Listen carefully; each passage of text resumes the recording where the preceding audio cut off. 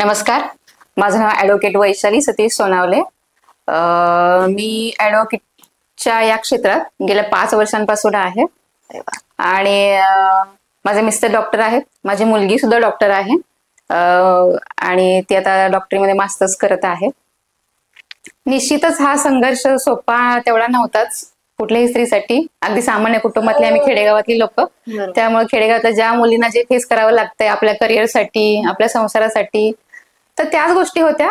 लहानपणापासून ती स्वप्न होती की बाबा आपण एक काहीतरी आपलं करिअर करायचं आहे, काहीतरी आपल्याला पुढे जायचंय, आपल्याला इथं अडकायचं नाहीये. त्या भावनेने प्रेरित होते. त्यामुळं लग्नानंतर सुद्धा माझं शिक्षण तसंच चालू राहिलं आणि घरचेही तेवढे सपोर्टिव्ह होते. मिस्टरांनी तर साथ दिलीच, पण माझ्या सासूबाईंनी सुद्धा खूप साथ दिली. माझे आई वडील ते नेहमीच मला प्रेरणादायी ठरलेत की बाबा तू शिकलं पाहिजेस, आम्ही तुझं लवकर लग्न करून दिलं, पण तू शिक्षण सोडू नकोस. आणि ते तसंच चालत ठेवत राहिलं. बऱ्याचशा कॉम्पिटेटिव्ह एक्झामना पण मी क्वालिफाय झालेले होते, पण मुलगी आणि तिला सोडून जाता येत नसल्यामुळे मी पुढे गेले नाहीये. मी संविधान प्रचारक सुद्धा आहे. त्याचबरोबर मी बाळ रायगड परिवार ही एक गड किल्ले संवर्धन करणारी तसेच ट्रेकिंग करणारी एक संस्था आहे. तिची मी सांगली विभागाची प्रमुख आहे आणि गड किल्ले संवर्धनात सुद्धा मला स्वच्छता दूत म्हणून पुरस्कार मिळालेला आहे. आणि माझी नेहमीपासूनची इच्छा होती की आपण पायवाटा चौकंद राहायच्या, तर ते करत आहे. गड किल्ले संवर्धन करताना, सामाजिक कार्य करताना खूप साऱ्या चांगल्या वाईट गोष्टींचा अनुभव येतोय. पण कौटुंबिक जबाबदारी सांभाळताना ती तारेवरची कसरत होती, पण ती तेवढीच मजा येते. आतापर्यंतचा जो माझा प्रवास आहे त्यात असं वाटतं की नाही, आपण एका मुकामाला पोहोचलोय, तर तो संघर्ष खूप कमी वाटतोय आता. बरोबर. ह्या ठिकाणावरती मी पोहोचलेली आहे, तर एक समाधान वाटत आहे. तो प्रवास निश्चितच खडतर असला तरी पण सुखदायक आहे. मॅम, तुम्ही वकिली व्यवसाय चालू आहे तुमचे यशस्वीपणे. त्यानंतर आता तुम्हीच बोललात की सर डॉक्टर आहेत, मुलगी सुद्धा डॉक्टर आहे.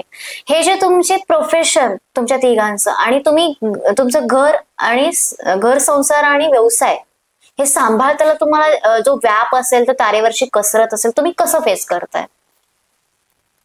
आजच्या या स्पर्धेच्या युगात किंवा हे 21व्या शतकाकडे स्त्री वाटचाल करते, तिचा संघर्ष नक्कीच सोपा नाहीये. बरोबर. कारण चुलीच्या धुरापासून ते देशाची धुरा सांभाळण्यापर्यंतचा जो प्रवास आहे तो मला वाटतं सावित्रीमाईने आम्हाला दिलेला आहे, जिजाऊ आई साहेबांनी दिलेला आहे. आम्ही जेव्हा सावित्रीच्या लेकी स्वतःला म्हणतो तेव्हा हा संघर्ष आमच्या 5वीला बुजलेला आहे, आम्हाला माहिती आहे. त्यातून पुढे कसं जायचं हेही आजच्या स्त्रीला म्हणजे माहिती आहे, ज्या जिजाऊच्या लेकी आहेत, सावित्रीच्या लेकी आहेत त्यांना. तर संघर्ष असा आहे की प्रोफेशन आणि त्यातही सामाजिक आवड कार्याची, तर ह्याची सांगड घालताना आणि कौटुंबिक जबाबदारी सांभाळताना, घरी एक पेशंट असताना, बेड रिडन पेशंट असताना कसरत होते आहे. पण तो बॅलन्स आम्ही करतो आहोत. मिस्टर, मी, आम्ही म्हणजे कौटुंबिक जबाबदारी एकमेकांची वाटून घेतलेली आहे, पण म्हणून आम्ही सामाजिक कार्याकडे किंवा आमच्या प्रोफेशनकडे पूर्णपणे दुर्लक्ष केलेलं नाहीये.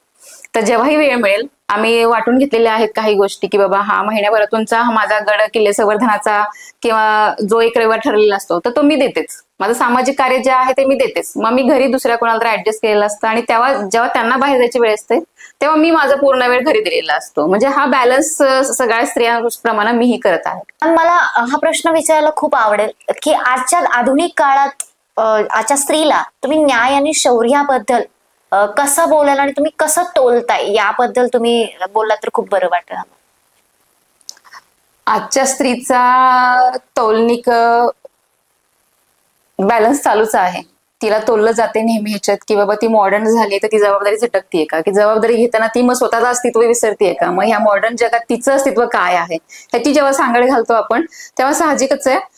आम्ही एकत्र कुटुंबात वाढलेली लोक आहोत. जरी आम्ही पुढे गेलो, आमच्या करिअरमध्ये पुढे गेलेलो असलो, आम्ही आमच्या सामाजिक जीवनात जरी पुढे जात असलो तरी आपली कौटुंबिक जबाबदारी झटकायची नाही हे आम्ही ठरवलेलं आहे.